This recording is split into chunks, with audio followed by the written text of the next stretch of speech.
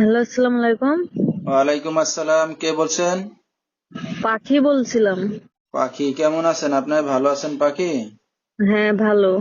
মাশাআল্লাহ, ভালো আছেন পাখি। কোথা থেকে বলতেছেন? আপনার দেশের বাড়ি কোথায়? বগুড়া। আচ্ছা, বগুড়ার মেয়ে। কোন জায়গা থাকেন এখন আপনি বর্তমানে?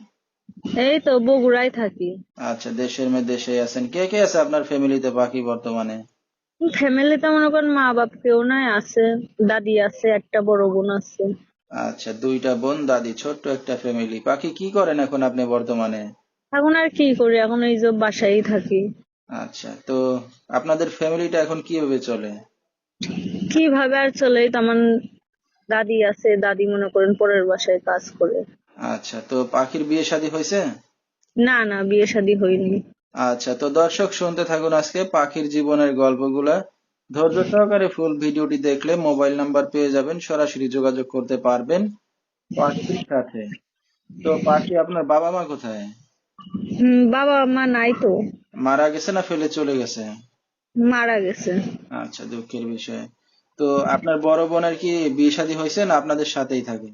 না মানে বড় বোনের বিয়ে হয়ে গেছে। আ- বর্তমানে আমি আছি। আচ্ছা আচ্ছা, আপনি আছেন। পাখির লেখাপড়া কতদূর করছেন আপনি?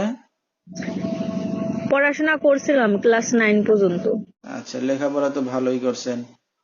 তো আপনার বড় বোনের সাথে যোগাযোগ কথাবার্তা হয়? হ্যাঁ, হয়। আচ্ছা, তো পাখি যেখানে আছেন নিজেদের বাড়ি ঘর না বাসা ভাড়া নিয়ে থাকেন? নিজেদের বাসা বর্তমান ধরতে গেলে নিজেদের মনে করে নেই। বাসা বাড়ি থাকি বগুড়া শহর। আচ্ছা, তো বাবার জায়গা জমি সম্পত্তি কিছু রেখে যায় না বাবা? হ্যাঁ, রেখে গেছে মনে করেন সেটা। মনে করেন বগুড়া থেকে আর অনেক দূর, তো দেশের বাড়ি আছে। আচ্ছা আচ্ছা, মানে দেশের ভিতরে আছে আর কি। হ্যাঁ হ্যাঁ, দেশের ভিতরে। ঠিক আছে। তো আপনি তো এখন কোনো কাজ বাজ করেন না, আপনার দাদি কাজ বাজ করে সংসার চালাচ্ছে। তো কি করবো আর। তো একটা অবিবাহিত মেয়ে যে অনলাইন মিডিয়ার সামনে আসছেন, এখন কি উদ্দেশ্য করেন? এখন উদ্দেশ্যে আইছি, যৌতুক ছাড়া বিয়ে শাদী করবে, সারা জীবন পাশে দাঁড়াবে, দায়িত্ব নেবে, এরকম ভালো একটা ছেলে পালে বিয়ে শাদী করব। আচ্ছা, তো এখন কি বিয়ে শাদীর জন্য আসছেন অনলাইন মিডিয়ার সামনে? হ্যাঁ, বিয়ে শাদীর জন্যই আইছি।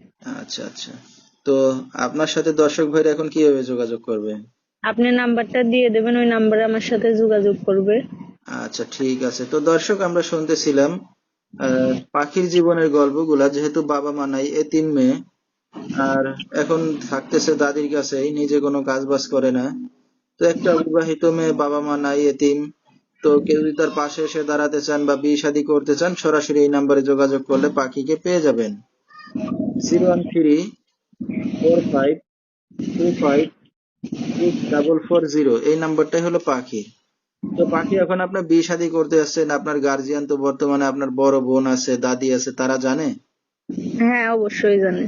আচ্ছা আচ্ছা, তো আগে পরে কেউ আসছিল বিয়ে শাদীর প্রস্তাব নিয়ে আপনাকে বিয়ে শাদী করার জন্য? না না না। সেরকম কেউ আসে নাই, না? না না। তো রাত বেরাত্রে অনেক দর্শক আপনাকে ফোন দেবে, রাতে কি একাই ঘুমান না দাদির সাথে ঘুমান? এই তো মনে করেন দাদির সঙ্গেই ঘুমায়। তো কথাবার্তা বলতে সমস্যা হবে না আপনার? না, কথাবার্তা বলতে সমস্যা হবে না। আচ্ছা, তো পাখি, আমরা অনুষ্ঠানের একবারই শেষ পর্যায়ে, কিছু বলার আছে আপনারা? এখন মনে করেন যারা শুধু আমাকে বিয়ে শাদী করবে, দায়িত্ব নেবে, উনারাই শুধু ফোন দেবে। আলতু ফালতু লোক খারাপ উদ্দেশ্যে কেউ তো আমাকে ফোন না দেয়। এটাই অনুরোধ। আচ্ছা, ঠিক আছে। তো দর্শক, শুনতেছিলাম পাখির জীবনের গল্পগুলা। বিস্তারিত জানতে সরাসরি ফোন করবেন, ভিডিওর স্ক্রিনে নাম্বারটা পেয়ে যাবেন। আজকের